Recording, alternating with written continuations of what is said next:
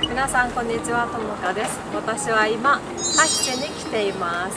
今回の動画ではタヒチ旅行の様子をお届けしようと思うんですけど、1本にするとちょっと長くなっちゃうので、タヒチ島編とボラボラ島編の2本でお届けしようかなと思います。あまりねタヒチに行ったことがある方少ないと思うので、タヒチの魅力を少しでも一緒に旅行してる気分で楽しんでもらえたらなと思います。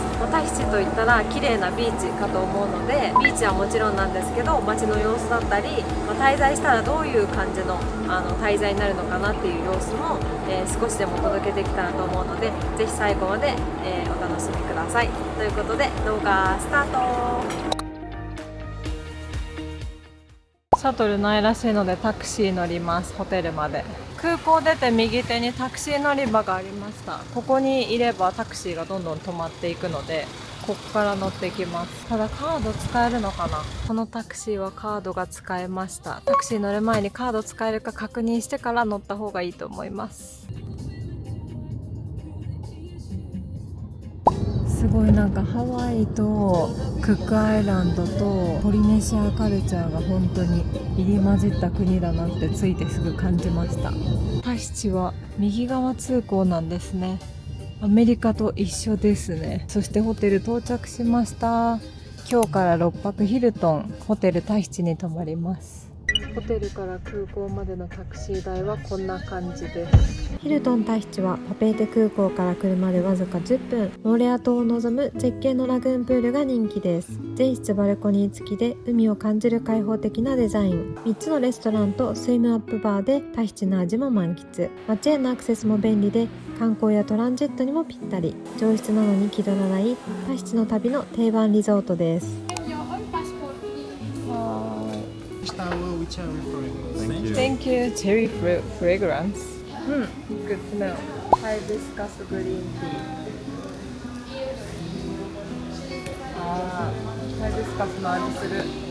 ここがホテルの一つ目のレストラン、ワイプナかな。ここはビーチバー見たくなってます。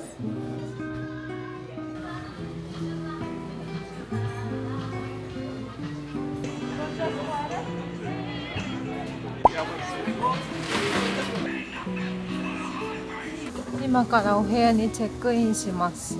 急にスコールが降ってきました。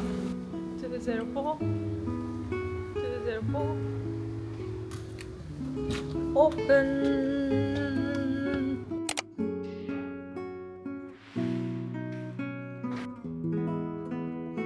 ルームツアーします。まず入って右手にキッチンがあります。そしてこれウォッシングマシンだ。洗濯機。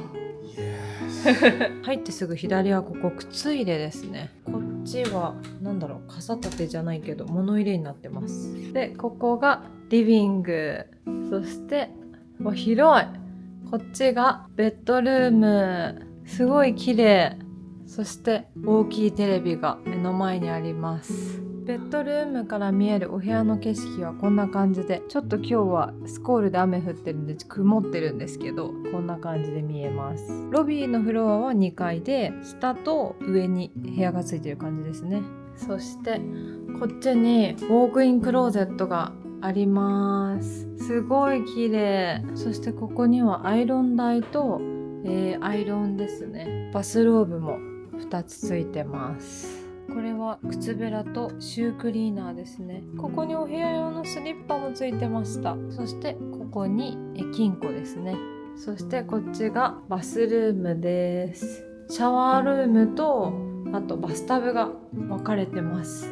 こんな感じですね。めっちゃいい感じです。トイレはこっち。アメニティはどんな感じなんだろう。ボディーローションとバニティキットとシャワーキャップですね。でここに体重計もあります。ちなみにバスタブ入れたらこんな感じで、ここに物を置けるようになってます。ドライヤーはノーブランドですがついてました。ただナノ対応とかはしてないので、海外対応のドライヤーある人は持ってきた方がいいと思います。ちなみにプラグは丸穴2つですね。ここのキッチンにはこんな感じでハイチェアもあって、なんかちょっとバーっぽくていいですね。ここにお水がこのサイズで2本ついてます。これは紅茶かな？コーヒーマシーンもねついてます。そして電気ケトルもあるのでお湯沸かせられるし、ここにアイスね、さっきここまで来るときアイスのマシーンが廊下にあったので、あとコップと、電子レンジ、オーブンとかね IH もあったりするのでめちゃくちゃ便利です。そしてここにはトースターもあります。ここが冷蔵庫、冷凍庫、すごい広い冷凍庫。こっちが冷蔵庫になってます。めっちゃ大きい。結構入りますね。サムスンの冷蔵庫です。ここには全身鏡がついてます。ハネムーンということでホテルの方が、アイスワインかな持ってきてくれました。ここのリビングにもテレビがあります。大きい。こっちが、リビングのお部屋のバルコニーで、景色はこんな感じです。またちょっと晴れてる景色も撮るんですけど、ここでね座ってのんびりできます。ここがホテルのお土産屋さんです。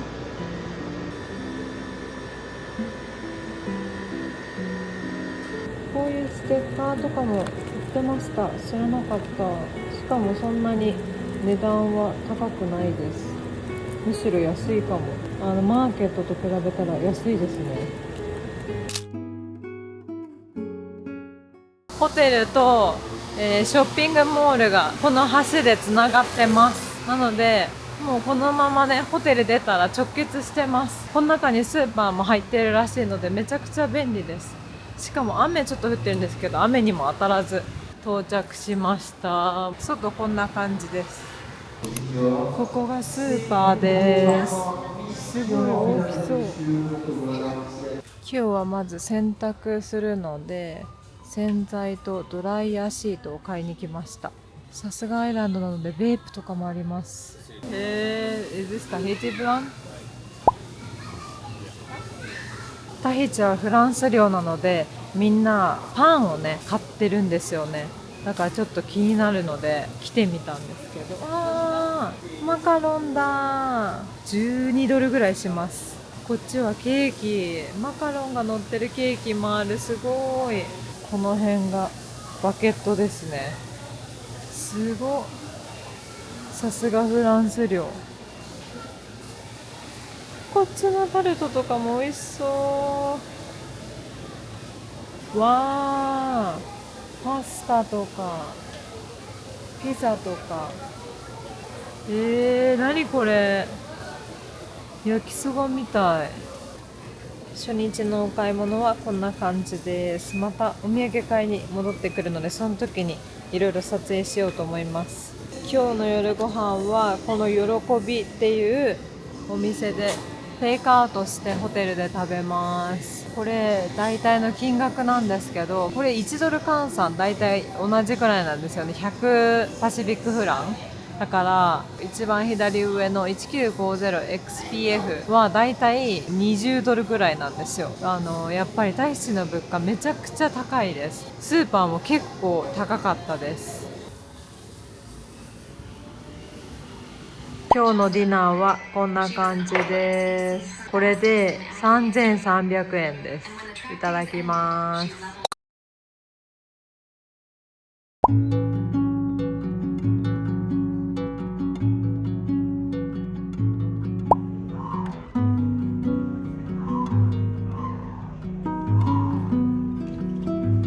皆さんおはようございます。今日はタヒチ2日目です。今からダウンタウンの方にタクシーで移動するんですけど、タクシーの初乗り料金は多分10ドルスタートなんじゃないかなと思います。日本だと500円から初乗りできると思うんですけど、乗った瞬間ねもう1000パシフィックフランだったので多分10ドルスタートだと思います。なので、日本円で1200円ぐらいかな。タクシー結構高いですね。やっぱり物価が高いだけあるんですけど、ホテルから次、向かってる朝食のカフェまで7分ぐらいで着くと思うんですけど、2日目ゆるっとお届けします。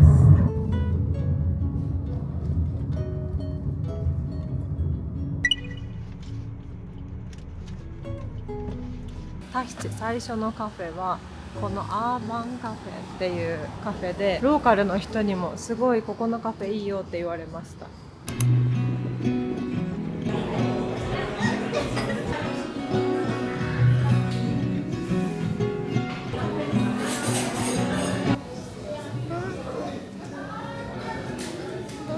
これがフードメニューです。こんな感じで、トースト系とか、パンケーキとかサラダとかベーグルとかハンバーガーとかいろいろあります。ドリンクメニューも別であるんですけど、まあだいたいラテとかで、500フランなんで700円ぐらいかな。お酒とかもあります。カフェラテと、ココナッツウォーターを頼みました。サーモンの、トーストとフィッシュ&チップスを頼みました。ということでいただきます。シェアするパンケーキです。ここのお店パンケーキも結構有名みたいなので頼んでみました。こちらがタヒチのお金です。全部でお札は4種類、500、1000、5000、1万です。絵柄もめちゃくちゃ可愛くて、500はこんな感じでお花、1000は亀とエイ、そして黒鳥かな、鳥ですね。5000はお魚とか貝類とかすごいカラフルで可愛いです。そして1万はアイランドならではのお家ですね。なんか高級感があるような絵柄です。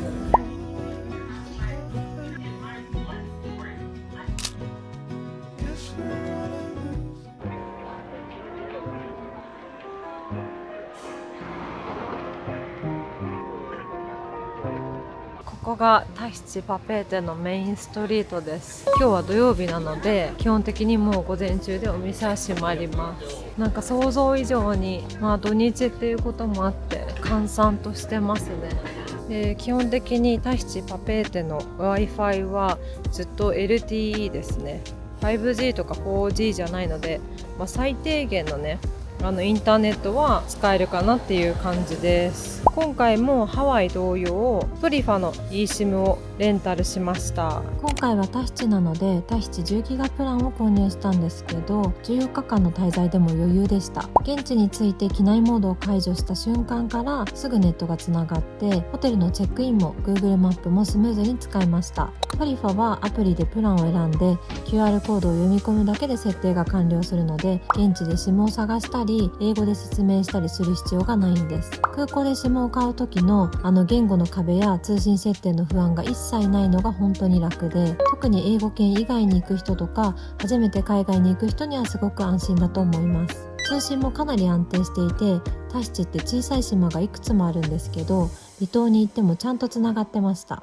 ネットの速度も安定していて、地図検索もスムーズだし、レストランの口コミを見たりちょっと調べ物をしたりするのも全然ストレスなし。あとトリファのいいところは対応国が190カ国以上とすごく幅広いところ。次の旅先が変わってもアプリ一つで別の国のプランをすぐ購入できるので、国が変わるたびに SIM を入れ替えるみたいな手間がないんですよね。海外をよく行き来する人には本当に便利です。そしてもう一つ安心なのが24時間日本語サポートがあること。海外でネットがつながらないと焦ると思うんですけど、トリファならアプリから日本語でチャット問い合わせができるので、トラブルがあってもすぐ対応してもらえます。これがあるだけで精神的な安心感が全然違いました。それと物理 SIM みたいにカードを入れ替える必要がないので、スマホ1台あれば全部完結します。旅行が終わった後も設定からワンタップでオフにできるので管理も簡単。今回この動画限定で 5% オフのクーポンコードを発行してもらったので、概要欄にリンクを載せておくので、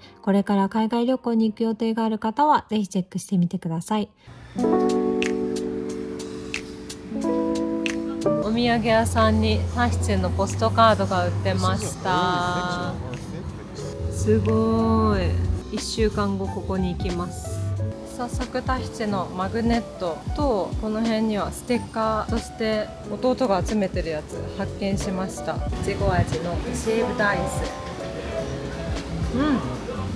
穴かき氷をそのまんまジュースにした感じの味、めっちゃ甘いです。着色料もすごい。ここが行きたかったパペーテのねマーケットなんですけど、もう今日は日曜日ということで1時ぐらいに閉まっちゃったので、また改めて来たいと思います。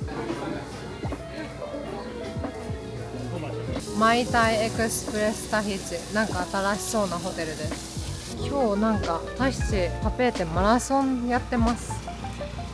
ここがパペーテから他の島に行く、ハーバーポートですね。番号が振ってあるので、多分それぞれのピアから各島々に行くんだと思います。ここはダウンタウンの中心にあるんですけど、泊まってるヒルトンのホテルからだったら車で10分ぐらいですね。で立地は中心地にあります。ここのハーバーからはタハアイランドとかライアテア、あとハウヒネ、なんかいろいろな島に行く船が出てます。ここのビニビニフィッシュチルっていうお店なんですけど、お寿司が売っていて、金額も700フランぐらいなので、そんなにね高すぎず、多分日本人の人は好みなんじゃないかなと思いますが、ちょっとテイストはねまだ食べてないのでわからないんですけど、今日の夜ご飯で食べてみたいと思います。で残念ながら私が食べたかったサーモンのね丼はなかったんですよね。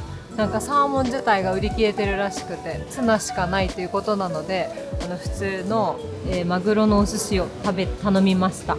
すごい、さすがタヒチ、海鮮がフレッシュなのでたくさんのポケボールとお寿司が売ってます。しかも美味しそうです。お寿司だけじゃなくてこんな感じでポケボールとか、なんだろう、フライフィッシュとかいろいろあります。綺麗、サンセットタイムです。めっちゃ綺麗、夕日が。さすがアイランドの夕日。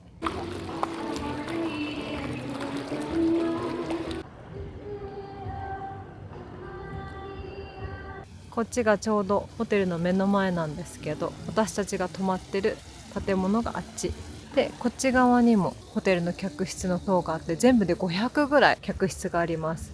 ヒルトンなんでかなり敷地が広くて、ホテルの客室数も多いですね。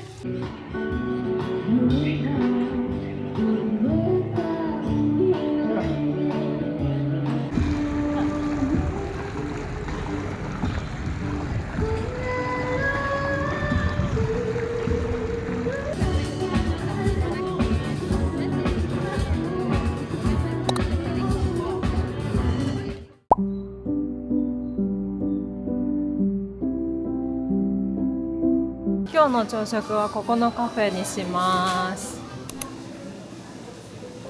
ここのカフェ1976年にできたんですかね。1976年にブレストっていうところでできて、2021年にタヒチに上陸したカフェっぽいです。きっと多分パリにもありますね。私は一番下のクラブサンドイッチサーモンにしようと思います。結構リーズナブルな価格でサンドイッチとか売ってますね。こういうクロワッサンとか甘い系もあります。こういうスイーツ系も売ってます。ここに多分アイスのドリンクメニューと、右がホットですね。カフェラテは多分ホットだけっぽいです。アイスティーはこの中からシロップを選べるということで、私はピーチにしました。いただきます。卵とサーモンとチーズ、すごいシンプルですけど美味しいです。こちらが今日から2日間借りるレンタカーです。1日200ドルなので2日で400ドルでした。なんかタヒチのレンタカー事情なんですけど、ネットではなんか借りられないようになってたというか、多分ブロックかかってるのか予約できなくて、もうホテルの中のインフォメーションセンターでしか借りることができませんでした。ちなみにタヒチはアメリカと一緒で右側通行、左側ハンドルです。なんで日本人は国際免許必要になりますね。ただアメリカの、免許証を持っている人は国際免許不要な感じですね。特にアメリカの免許証だけで借りられたので、右側通行の国の人は多分国際免許いらないのかなっていう風に思いました。街中はこんな感じでウォールアートとかがところどころにあります。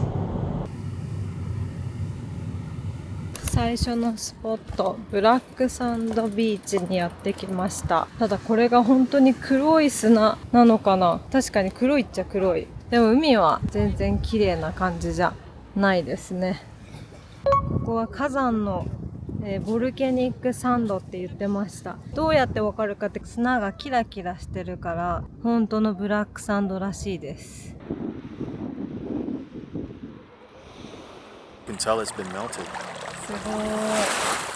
うわー、火山の石、すごい真っ黒です。そしてこのすごいサラサラ、黒いんですけどなんか泥みたいで本当にサラサラです。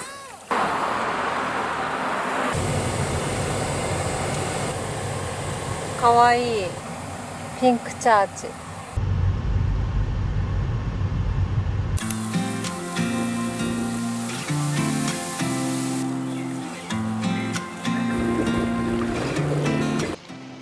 2カ所目のスポットに来ました。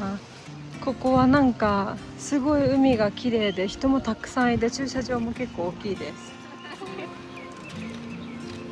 なんだろう、 HMS バウンティー、なんかモニュメント見つけました。なんかところどころにこういう感じで海にまつわるモニュメントがいろいろあります。今日は天気がいいので海の青もすごい綺麗に見えます。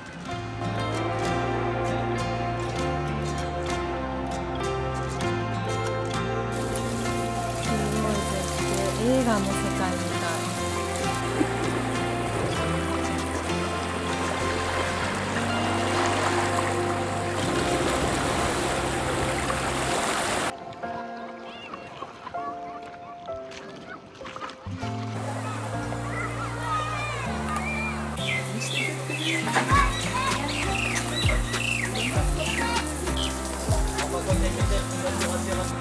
ここから見るライトハウス。足もこうやってちゃんとここで洗えるようになってます。必ずビーチにはついてます。こんなところにお店がありました。売店みたいな感じですよね。タヒチっぽくて可愛いです。ここにローカルストリートフードってサインが書いてありました。何が売ってるかチェックします。あ、ホットドッグ、フレッシュツナ、パニーニ。ここにもフードトラックありました。フードトラック見つけたので買います。こ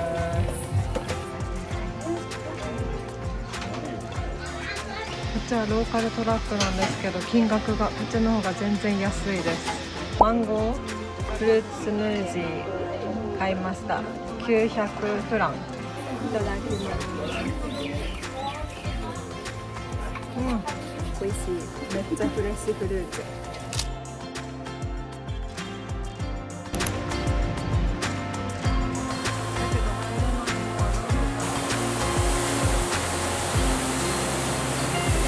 ここ有名な潮吹き、なんだっけ、潮が吹く穴があるんですけど、多分ここかな。なんか閉まってるっぽいんですよね。なんかパーマネントリークローズドになってるから、多分もうやってないのかな。こんな感じでフェンスしてあって、もう中に入れないようになってます。やばい、ひよこかわいい。鶏が来た。潮が吹き上がってる音が聞こえます。でも行けないのが悲しい。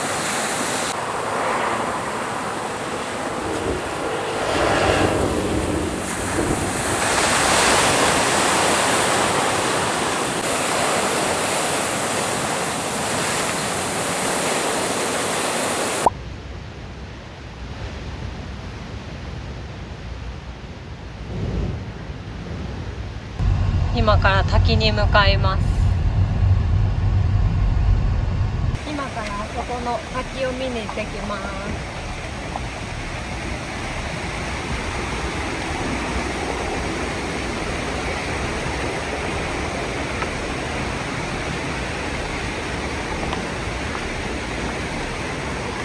下に川があります。なんか竹とかもあるんでちょっと日本っぽいですね。滝が見えてきました。本当に駐車場から降りてすぐですね。なんか他の場所だと結構トレッキングみたく歩くって聞いてたんですけど、ここは本当に駐車場からすぐなのでめちゃくちゃ来やすいです。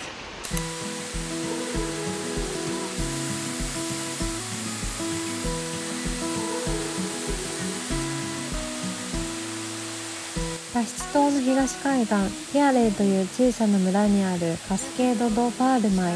ここは3つの滝が連なった自然スポットで、一番手前にあるバイマッカの滝が特に有名です。駐車場から滝まではゆっくり歩いて5分ほど、道も整備されていて初めてでも安心して行けます。滝の前に立つと水の音と風が心地よくて、派手さはないけど静かに癒される場所。観光地っぽさが少なくて地元の人もよく訪れるスポットです。タヒチといえば海のイメージが強いけど、こういう自然の中を歩ける場所も多いんです。時間があれば島の東側をドライブして、この滝にもぜひ立ち寄ってみてください。道路の途中にこんな感じで滝が見えました。ちっちゃい滝、すごい。どこに止める？ This is supposed to be parking. Yeah. But they're 10. パーキング300円。わー。タヒチ島の下の方の小さい島の方に車で1時間半かけてやってきたんですけど、ここはパリオリンピックの時の、サーフィンの開催地である場所ですね。サーフィンは、タヒチで開催されました。なのでここにパリオリンピックの時に作られたであろう五輪のサインがあります。すごい。お昼ご飯はオリンピックのサインの目の前のここのレストランで食べたいと思います。これがご飯メニューです。私はこのツナカルパッチョとライスにしようと思います。これで1950なんで2000円ぐらいです。こっちにも単品メニューかな、あとビールとかあります。お店の中はめちゃくちゃローカル感があって、金額もなのでパペーテの方と比べたら全然安いです。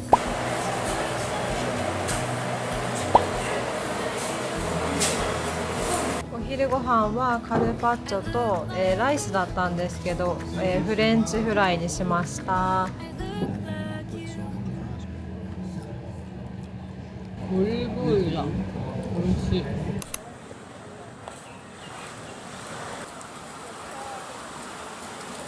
さっきちょっと雨降ってたんですけど、ランチを食べたら晴れました。そしてこちらが女性のねサーフボードを持った像ですね。そしてこっちがオリンピックのマークです。そしてここにパリス2024って書いてあります。これがパリオリンピックが開催されたっていうサインですね。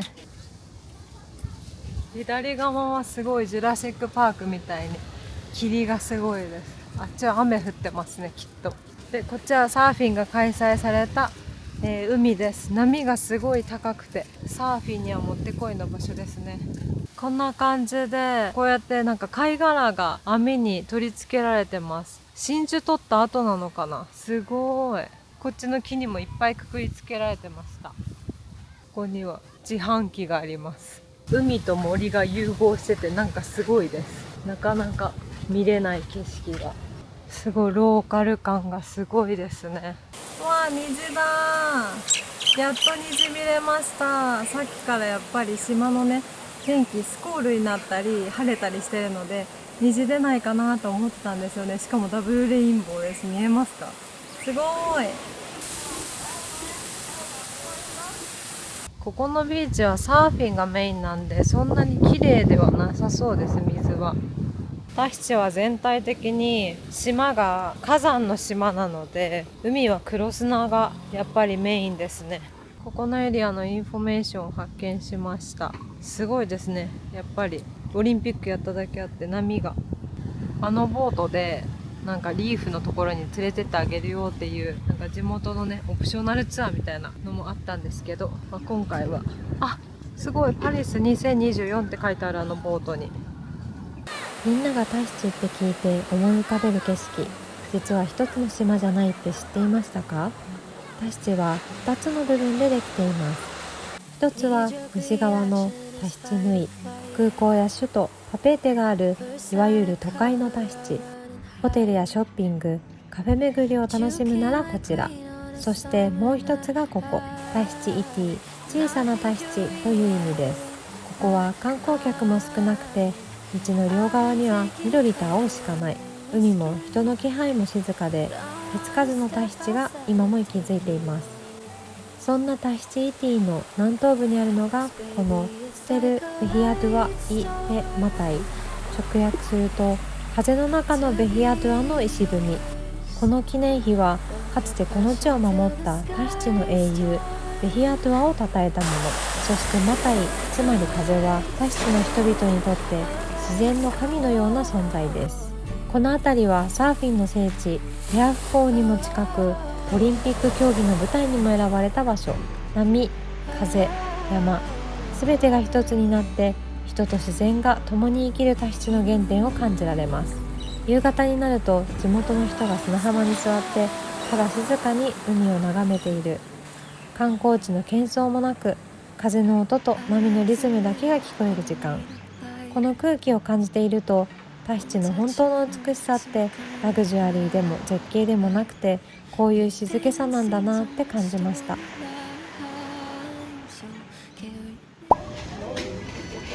Can you guess how much that costs? Sim,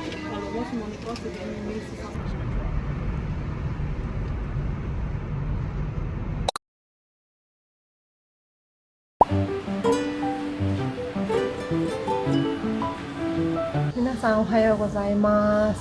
今日はタヒチ4日目の朝です。昨日はレンタカーを借りてタヒチを右回りに、半周したんですけど、結構いろいろな観光スポットは右に集まってるような感じだったので、滝だったり有名なビーチだったりね、なんで天気がいい日に合わせてレンタカーを借りて右を半周するのすごくいいなと思いました。パリオリンピックが開催された、サーフィンのスポットは、左下の方にあるんですけど、ちょうど8の字みたいな感じで昨日はビーチメインに回ったので、もう一日今日はレンタカーを借りているので、残りは左回りの半周を、しようかなと思ってます。今日はガーデンとか行ったりとか、あとは、まだ行ってない観光スポットの滝だったりとかを見ようかなと思っているので、昨日よりはスケジュールはタイトじゃないんですけど、ゆるっとねお届けできたらなと思います。そんな感じでまずは朝食に行ってきます。やばー、朝食の場所に着きました。隣が海でした。しかも奥の方に見えますか、モーレア島。めちゃくちゃ綺麗です。すごい。こっからボートでみんなフィッシングとかシュノーケリングとか行ってるのかな。すごい綺麗。朝食はこちらのポケツ、ここだ。席はこんな感じでビーチが見える場所です。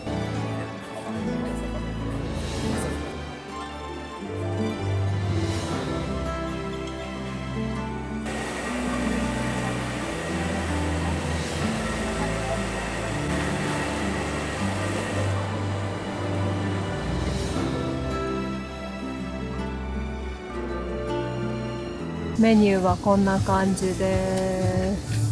美味しそう。サーモンと豆腐にしました。これは、焼いたツナです。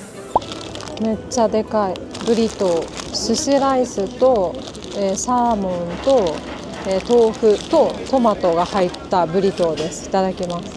こんな感じで、ライス、あとキャベツと人参は自動的に入ってました。で、あと私は豆腐と刺身のサーモンを追加してわさびのソースにしたけど、めっちゃ美味しいです。ブリトーなんですけど、お肉じゃないブリトー初めて食べたので、なんか不思議な感じで結構さっぱりしてます。キャラメルワッフル追加で注文しました。美味しそう。ごちそうさまでした。ここのカフェめちゃくちゃ美味しかったです。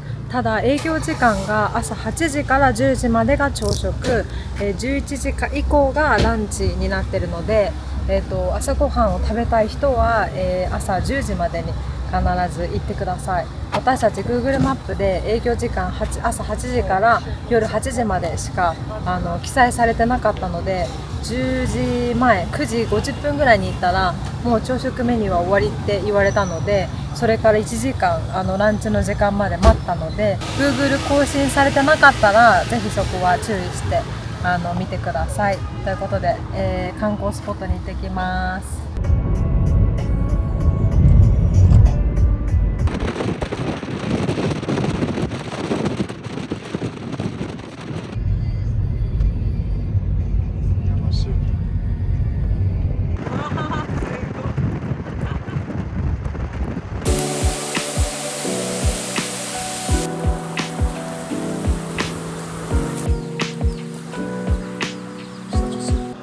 続いてのスポット、ガーデンに到着しました。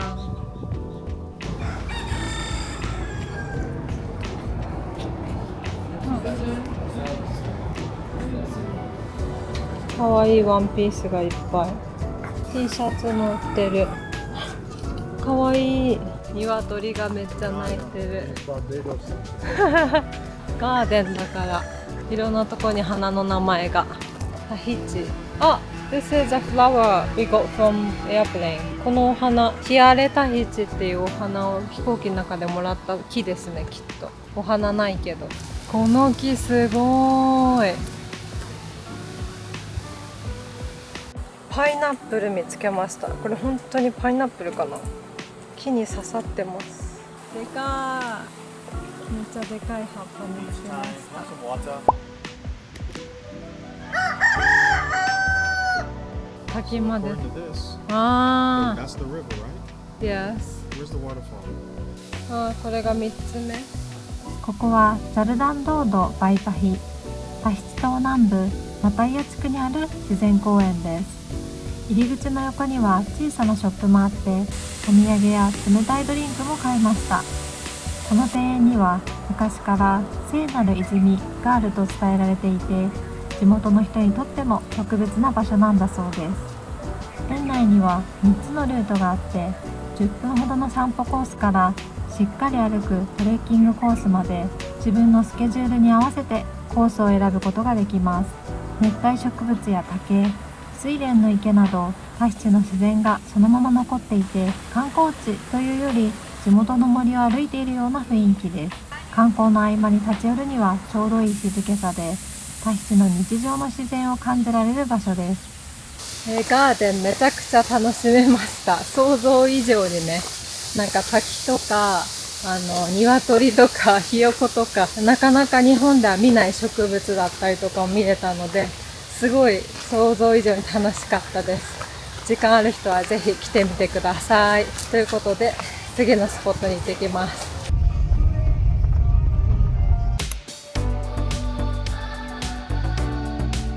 ここはココテライとマティマオのタヒチ島南西部パパラという町にあるココナッツ畑です。この一本道は左右どこを見てもヤシの木、タヒチらしい南国の景色が広がっています。ここはもともとプランテーションとして使われていた場所で、今は地元の人たちの散歩道や写真スポットとしても人気です。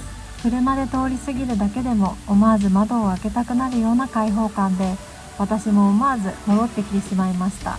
車の窓から見えた瞬間、本当にテンションが上がりました。今のパームツリーの近くの、海のね、一番端っこに来ました。ここから見える景色がめちゃくちゃ綺麗です。この青の境目、すごくないですか？めっちゃ綺麗です。風がすごい。石やばい。うわー、冷たい。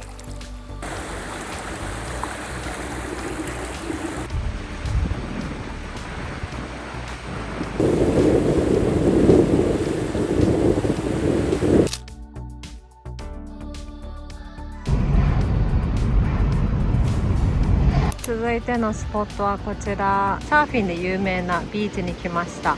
こんな感じでめちゃくちゃ波が高くて、泳ぐっていう感じのビーチではないです。そして砂も黒砂ですね。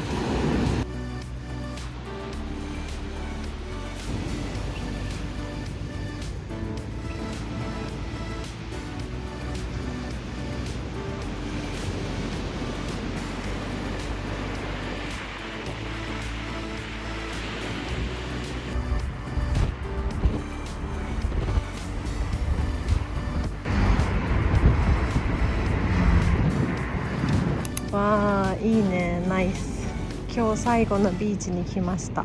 白砂です。みんな寝てます。ここでサンセットを待ちました。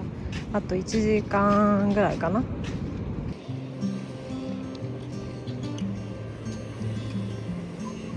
ビーチで一通り遊んで、もうすぐサンセットです。Golden days drifting far away. Light is leaving town. Colors fade, but I'm thinking we stay just for a little. もうすぐ日が沈みます。Let's lose track of time. Darling, stay for a little longer while. ビーチから戻ってきたら車の上にお花がいっぱい落ちてました。かわいい。このお花なんだろ$150? う。やば。 This seems like this is a hotel. Like ホテル、いやいやいや。ホテルレストラン。ナイス。ああ。Thank you.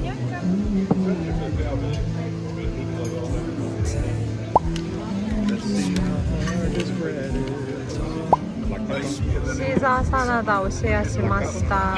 フィッシュバーガー。 It doesn't look like fish. ハンバーガー頼んだらミニサイズが来ました。カヒチプレートにしました。エビは食べれないので、彼にあげます。ソースが2つついてたんですけど、これは何だろう。あ、甘じょっぱい。これはなんだろう、しょっぱい感じで、これはアボカドですね。でこれはタヒチで有名なココナッツに浸したサラダみたいな感じです。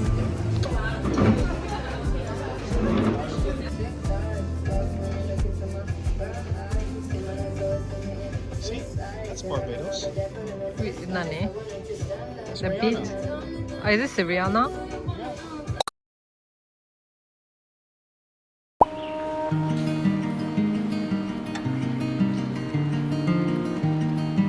おはようございます。今日はここで朝食を食べます。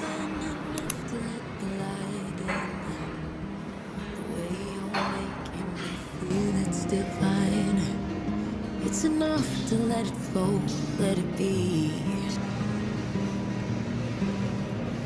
'Cause you're everything that I crave in this life.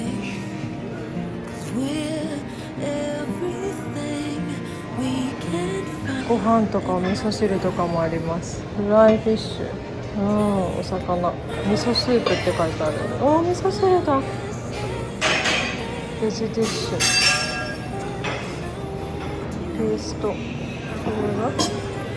れはわ、美味しそう。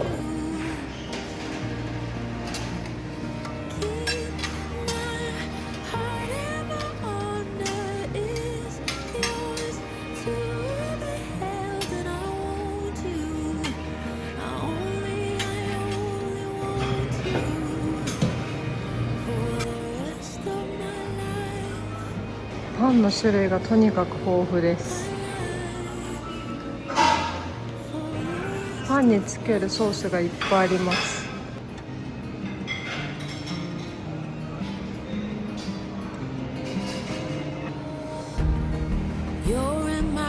今日の朝食はホテルの朝食に来ました。オムレツだったりとかを目の前で作ってもらえたりとか、さすがのフランス料なので、クレープもありました。パンもねたくさん種類あったので、良かったです。そして何よりこのビューやばくないですか？目の前海でこんな感じの景色で食べられます。このカフェラテめっちゃ美味しかったです。もし飲む機会があったらぜひコーヒーオーダーしてみてください。本当に美味しい。そしてこの今クレープ食べてるんですけど、このクレープもめっちゃ美味しいです。作ってもらったオムレツもめっちゃ美味しいです。ホテルの朝食1人$55するので、1普通のねホテルよりは結構高いんですけど、ステイ中に1回はねここの朝食食べることをおすすめします。それぐらいめちゃくちゃ美味しいです。今タヒチ5日目とかなんですけど、食べたご飯の中で一番美味しいかもしれないです。こちらがレストランからの景色です。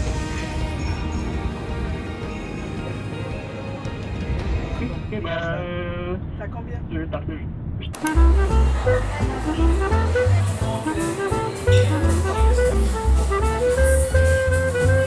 日はティープレッソっていうドリンク屋さんに来ました。この間持ってる人がいたので美味しそうなので来てみました。ここおにぎりも売ってるんですけど1個650円ぐらいします。めちゃくちゃ高い。めちゃめちゃ種類あります。We have tapu boba, mongo boba, tapioca。こっちがキウイでこっちがパッションフルーツです。今日は一日、ダウンタウン散策してるんですけど、やっぱり土日じゃない平日なのでお店もたくさんオープンしててにぎわってます。やっぱりいろんなところにヤシの木があって可愛いですね。1個350円、マカロン1200円ぐらい。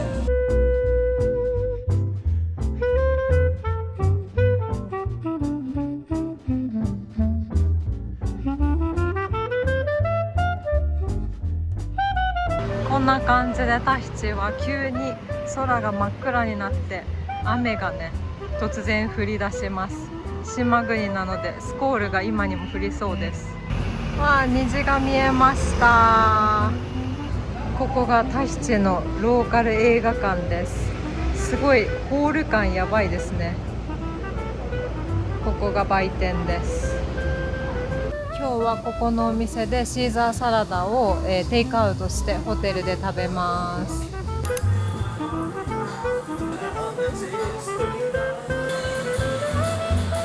タヒチの人たちはお店の中で食べるよりこんな感じで外のねテーブルで食べる人たちがすごく多いです。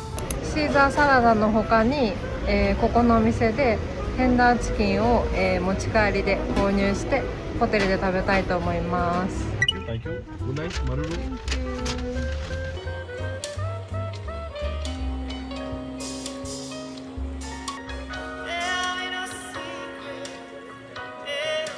J'en connais des tas qui feraient mieux de s'aimer.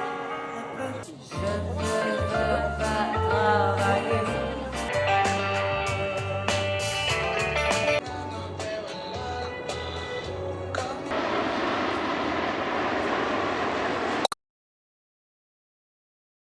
皆さんおはようございます。今日は、ボラボラ島に行く前日のタヒチ最終日です。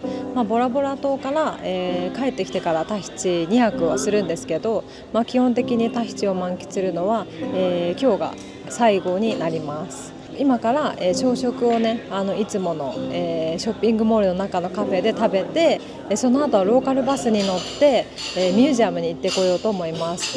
ローカルバスは基本的に1時間に2本ぐらい走っていて、ここからタクシーでミュージアムまで行ったら15分ぐらいなんですけど、バスで行くとだいたい30分ぐらいかかります。最寄りのバス停からはミュージアムまで15分ぐらい歩く予定なんですけど、1人2ドルぐらいで片道行けるということなので、タクシーだとね多分30ドルぐらいはかかっちゃうので、現地のねいろいろな体験もしてみたいなと思うので、今回はバスに乗ってみようと思います。ということで今日も一日タヒチを楽しみたいと思います。ということで行ってきます。今日の朝食は、またホテルの近くのスーパーの中にある、カフェに来ました。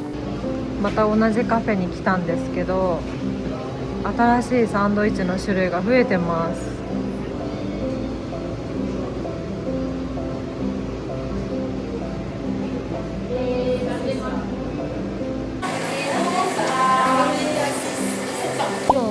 ライチの、アイスティーとトマトとモッツァレラが入ってるパニーニです。ということでいただきます。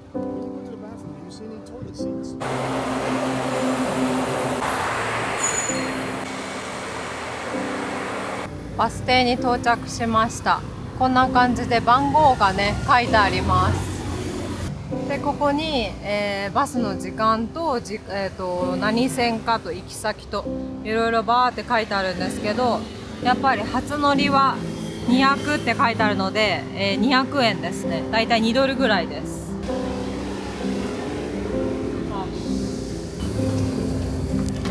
Are you guys here? Go this here? Thank you.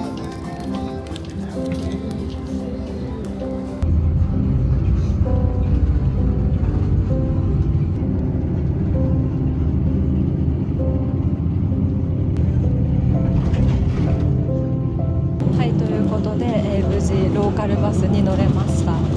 バスの時間は、だいたい2分遅れぐらいで到着したんですけど、ほぼ時間通りでびっくりです。だいたいこういうなんていうのかな、違う国のバスとかってオンタイムで来ないイメージがあったので、ほぼ本当に時間通りにバスは来ます。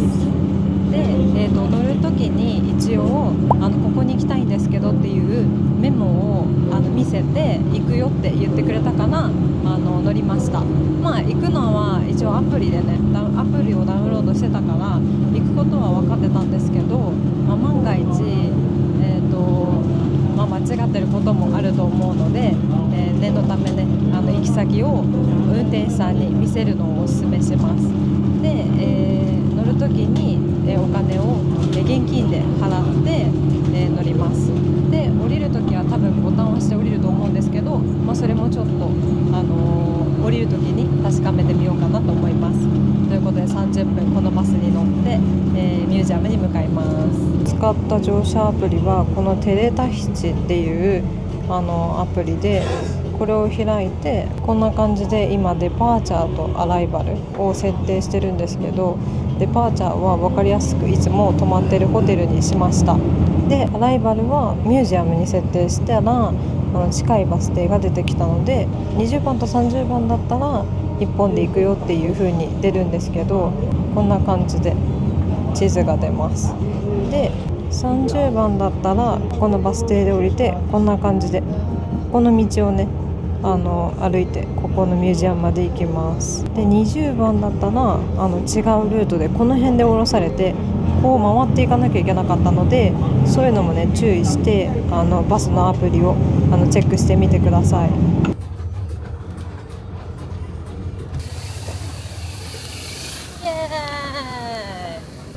無事バスストップに到着しました。降りるときはバス停に到着する前にボタンを押せば止まってくれます。最初に払うので、乗るときは前から乗って払って、降りるときは後ろからボタンを押して降りるだけなので、すごい簡単です。タクシーは10分乗るだけで20ドルぐらいかかるので、お金を節約したい方はぜひバス乗ってみてください。車で走ってる時この川すごい見覚えがあります。バナナの木の横にマンゴーがなってます。初めてガバの実見ました。どれ？ This one？ はい。すごい。ミュージアムはこっちですよっていうサイン発見しました。ミュージアムに到着しました。ここはタヒチエでいる美術館。タヒチとその島々の歴史と文化を伝える国立の博物館です。2023年に全面リニューアルされて、展示も建物も全てが新しく生まれ変わりました。外観は木や石などタヒチらしい自然素材で作られていて、建物全体が周囲の風景に溶け込むように設計されています。ミュージアムの入り口かわいい。向こう側は海になってて新しそうですね。Hello. Hello, welcome to the museum. Bonjour. For two people? For two people, for which exhibition? We have two different ones. The main museum, History and Culture, 1005 or 1500, and 1000, sorry. For the second one, 800, it's artistic, temporary.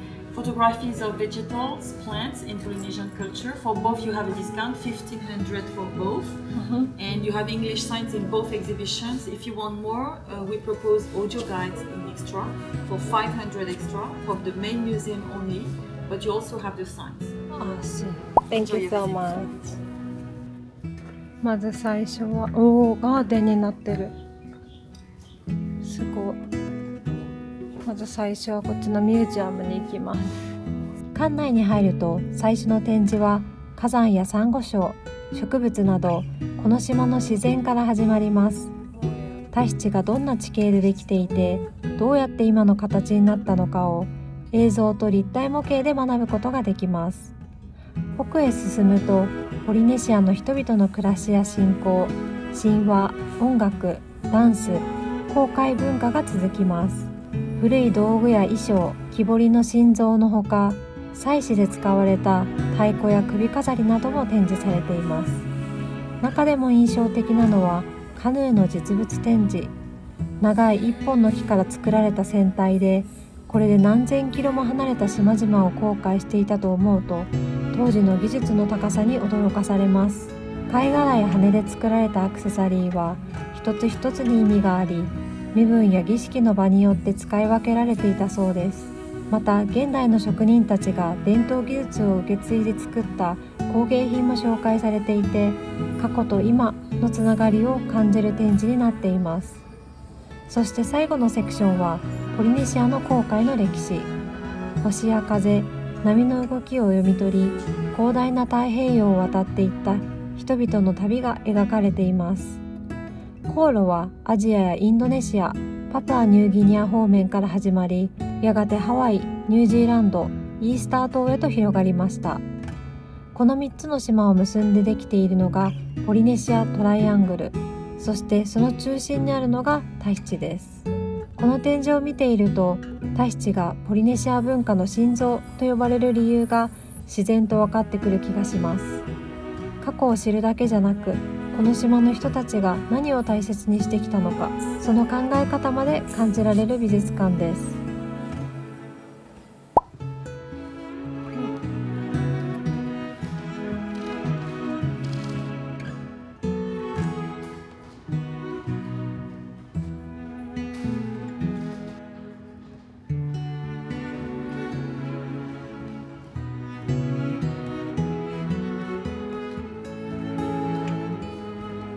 ちょっとしたお土産屋さんも、ミュージアムの中にあります。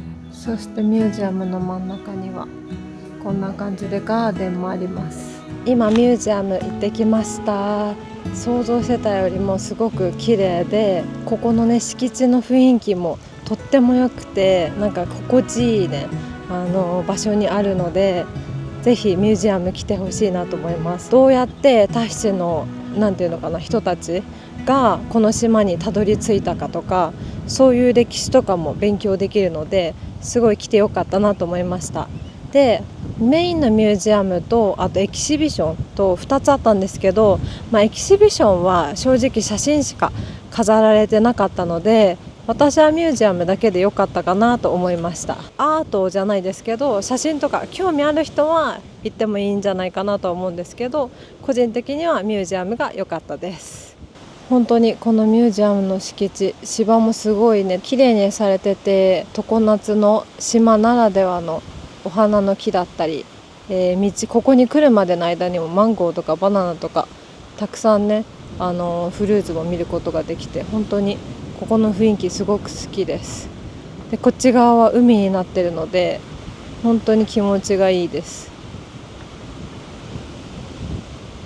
で、目の前に見えるのがモーレア島ですね。すごい素晴らしいロケーションです。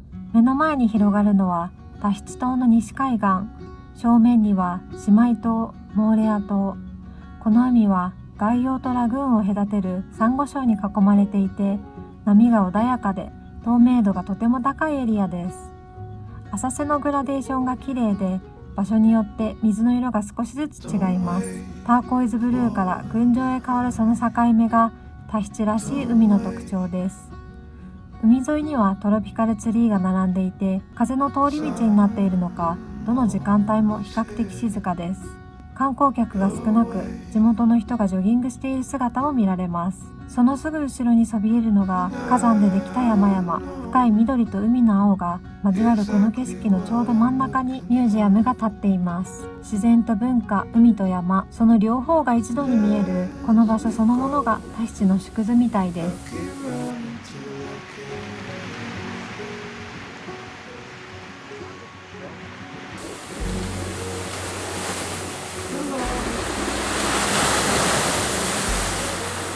この辺はホエールウォッチングのエリアらしくて、まさかのクジラが見えました。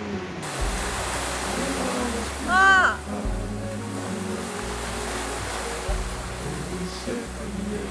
Yes!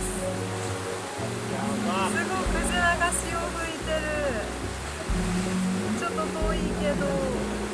Oh, that's why those boats are there?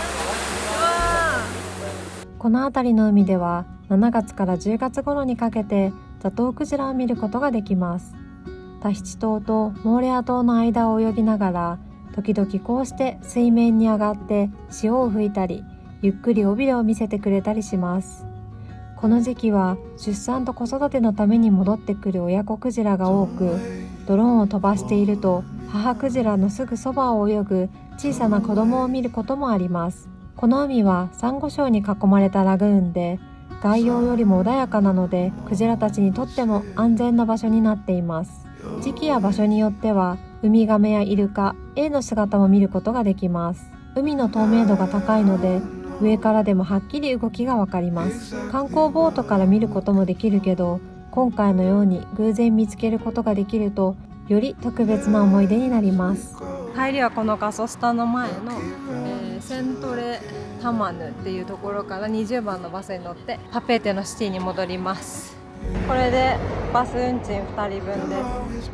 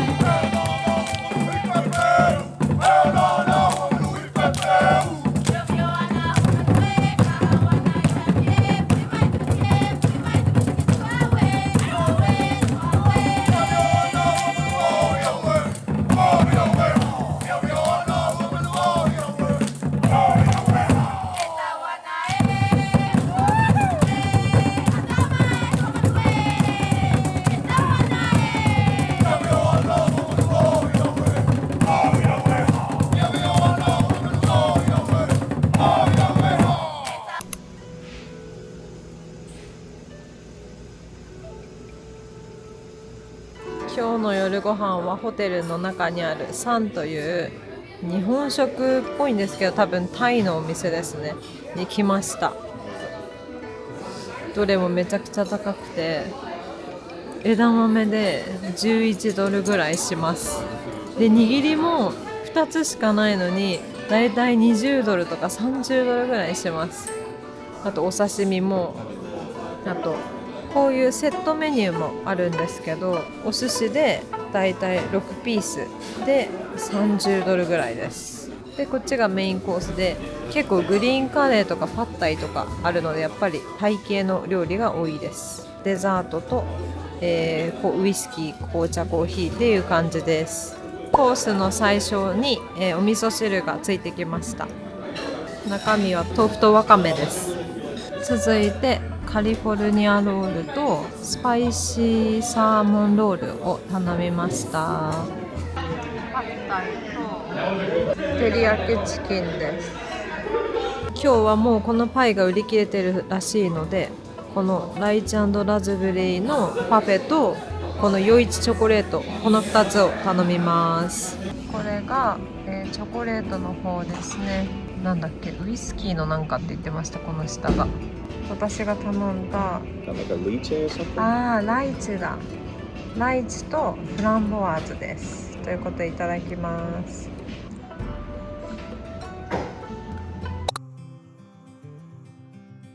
皆さんおはようございます。昨日の夜ボラボラ島から、タヒチ島に戻ってきて、今日一泊して明日アメリカに向かいます。今日はね、タヒチで一日、お土産とかいろいろショッピングデーになると思うんですけど、もうすぐですね、タヒチの旅が終わります。ということで、最後まで楽しんでいただけたらと思います。行ってきます。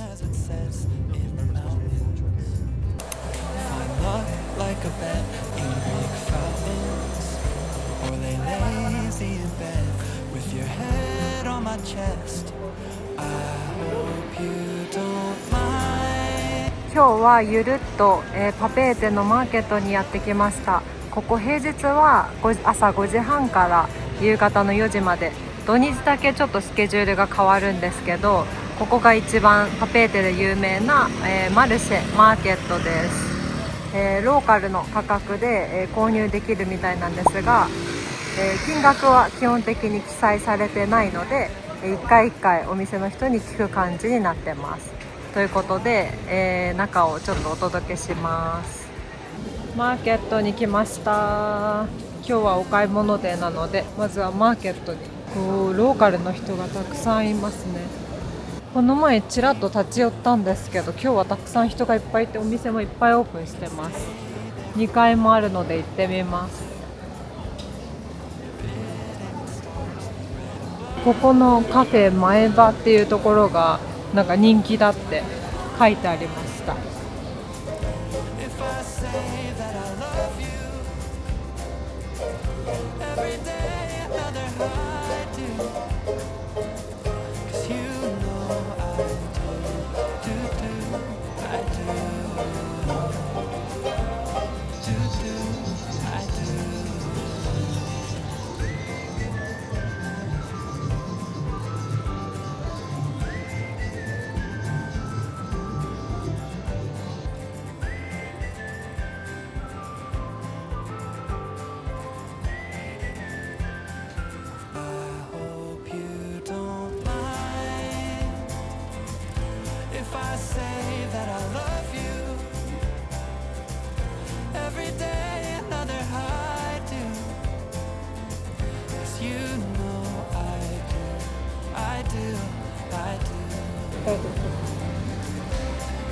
Which is your breakfast. Send down there.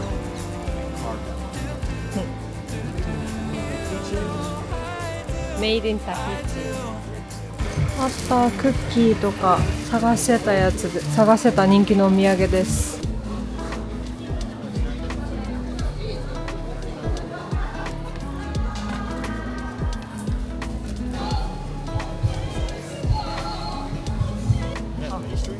はい、なんだろう。What is in it? Pork chicken. Cash on here.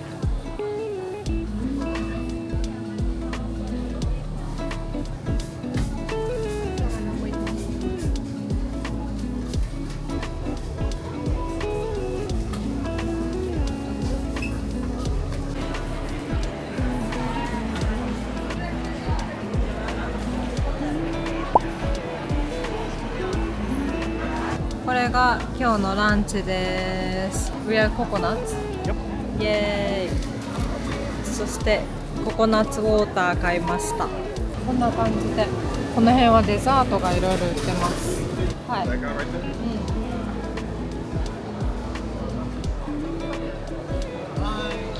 Hi, good morning.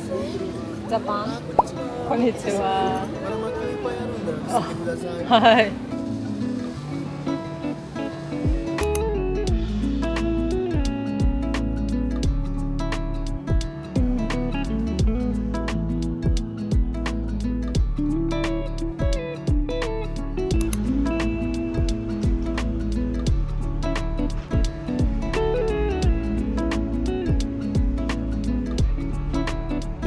全く一緒ではないですが、スーパーマーケットに、いろいろとね、お土産グッズが売ってたんですけど、やっぱりこっちの方が全然安いですね。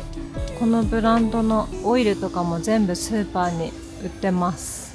スーパーの方が安いので、やっぱりマーケットの方がちょっと観光客価格ですね。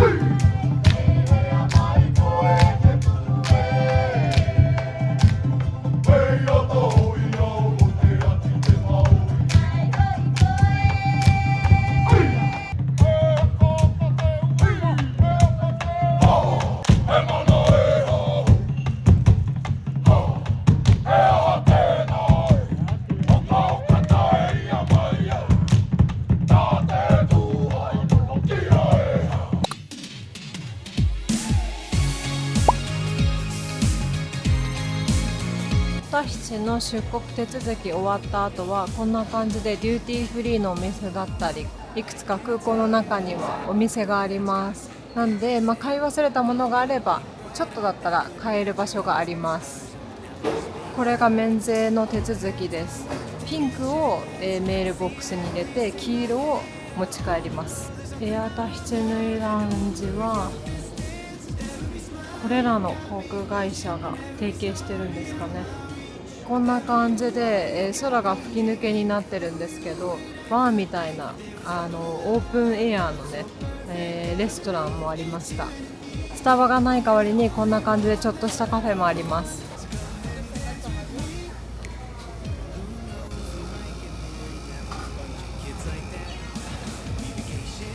朝ごはんはイングリッシュマフィンの、サーモンと、アイスのチャイラテにしました。今からフレンチビューでサンフランシスコに向かいます。Every smile you got me a vision, and every story on my reach. With every